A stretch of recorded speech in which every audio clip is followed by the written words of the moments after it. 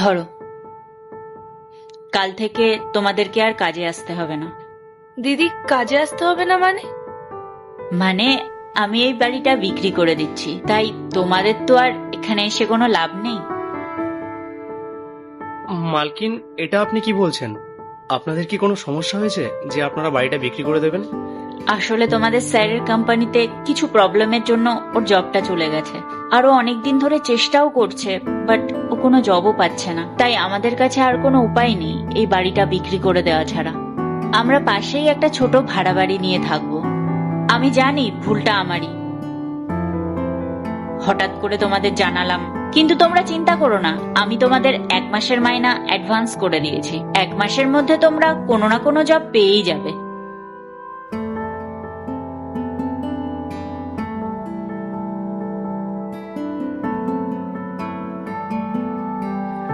দাদা আর দিদির সাথে না খুব খারাপ হয়েছে। আমাদের উচিত ওনাদের পাশে দাঁড়ানো। সত্যি ওনাদের পরিস্থিতি এখন এত খারাপ, তারপরে ওনারা আমাদেরকে 1 মাসের টাকা অ্যাডভান্স দিয়ে দিলেন। তোমরা ঠিকই বলেছ, মালকিন সত্যিই খুব ভালো মানুষ। আর তোমরা তো জানোই, আমার মায়ের অপারেশনের সময় কেউ আমাকে সাহায্য করেনি, কিন্তু ম্যাডাম আমাকে সাহায্য করেছিল। গোপাল, গাড়িটা বের করো। মালকিন, আসলে মালকিন, আপনার থেকে আমার কিছু সাহায্যের প্রয়োজন ছিল। হ্যাঁ বলো, তুমি এত মনমরা হয়ে আছো কেন?